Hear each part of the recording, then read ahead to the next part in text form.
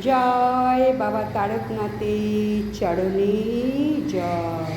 হর হর মহাদেবের মন্দিরে চলে এলাম। দেখো যথারীতি, দেখো স্বামী পাতা দিয়ে পুজো করেছে, তোমাদের দেখাচ্ছি। দেখো এই পাতা অত্যন্ত পছন্দ করে পুরুষোত্তম মাসে, আর একটা মাত্র সোমবার আছে, তাই তোমরা খুব ভালোভাবে পূজা পাঠ করতে পারলে ভালো, নাহলে অন্তত দর্শন করো। পূজার তাতেও অনেক মঙ্গল হবে, পুণ্যি হবে।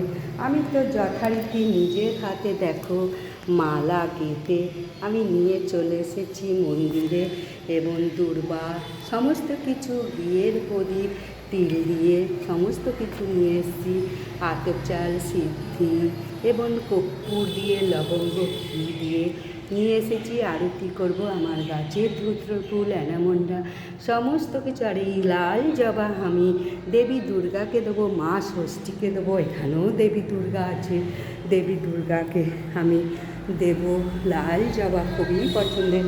নন্দী মহারাজ, বাসুকীনাথ, এনাদেরও অত্যন্ত পছন্দের লাল জবা।